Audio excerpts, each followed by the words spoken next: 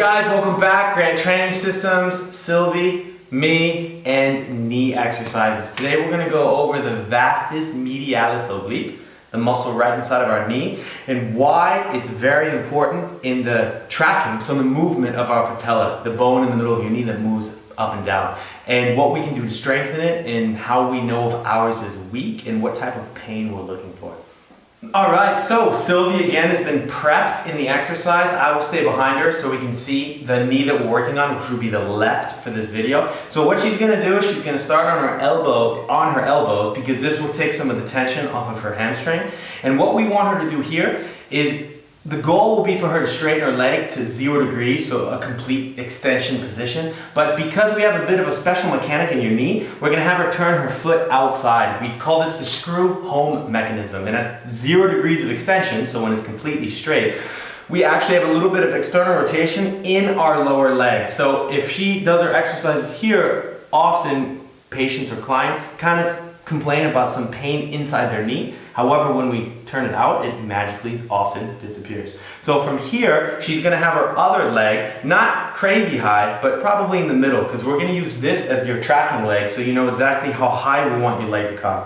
She's going to go at about a ratio of 3 seconds up, holding for 1 second, and then down for 4. You don't have to talk, you don't have to count it each time, but just have an idea. So one, the eccentric, so the lowering motion is always a bit slower, and you're not just flying through the exercises, yeah? So what she's going to do, as she's already prepped with her leg out, she's going to contract the leg. I'm going to look for the contraction of this VMO right here. That's our muscle. It's also called the teardrop muscle, because it looks a bit like a teardrop. And as it's contracted, go ahead and raise up for 1, 2, 3. She's going to hold it tight for about 1 second and then down for 4. 1, 2, 3, 4. And you can go ahead and continue with a few of those. I'm going to explain a bit more what I'm looking for here. We want to see that this stays contracted. Often it will start very strong, and then as she starts going through the motion, it will start to get a bit weak, or it will start to kind of flicker like a light on and off. Hers is quite good.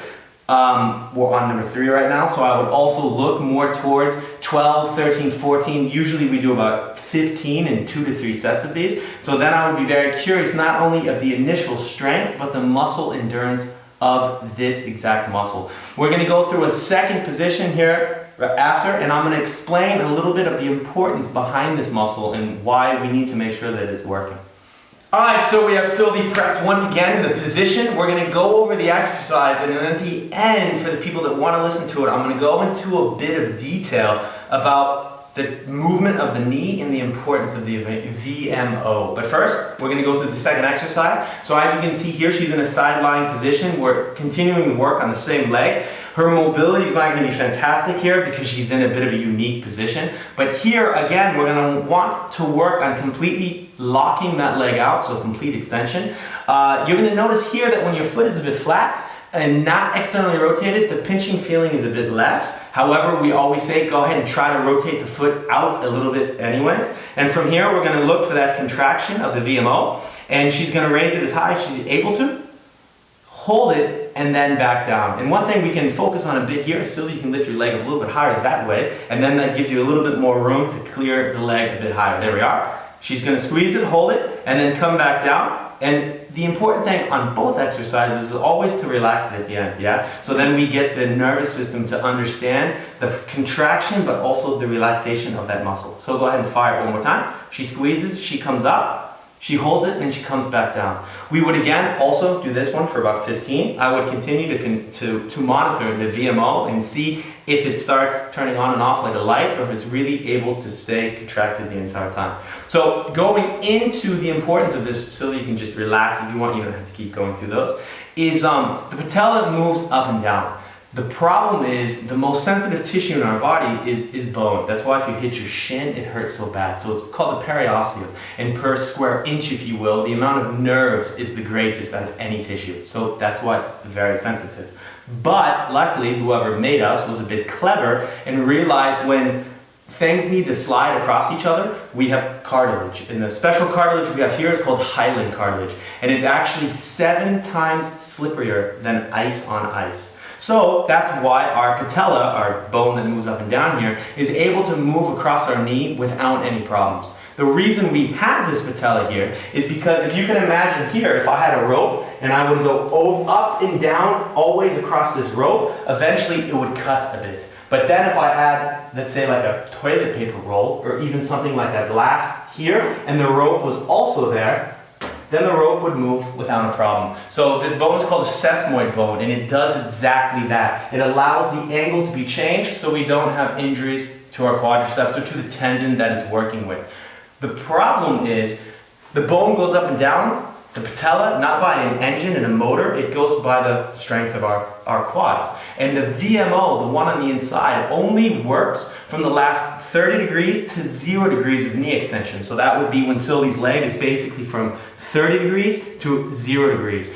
But when we walk and we do our normal activities, we don't really lock our legs out. We're not really supposed to. So sometimes people have no problems because the VMO stays strong and continues to work. Other times, often after surgeries or injuries, the VMO just kind of turns off. So when it turns off, so to speak, and it's not doing its part in the movement of our knee, the patella starts tracking outside. So it starts moving out a bit. You're not going to be able to see this obviously in the mirror, but we know this starts to happen, A, because the VMO is really not there, the strength of it. We can see the teardrop is a bit disappeared, if you will, and also the client complains of pain in their knee. And if we think about it, that little road under the patella that has the hyaline cartilage in it is not really like an intersection on the autobahn, yeah? It doesn't have all these different ways it can go. It can go basically up and down. So if this guy gets weak and stops doing its job, the patella starts tracking a bit more lateral because these guys are still doing their job.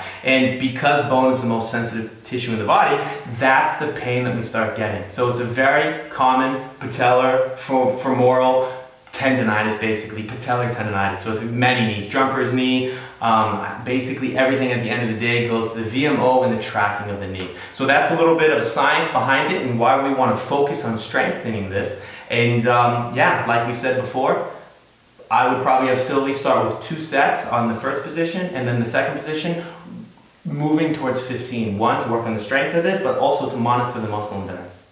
Alright, so guys, as always, thank you very much for watching us in the video. Sylvie, always a million thanks. And until next week, guys, as always, peace. Facebook, Instagram, every social media site possible. We hope to see you there.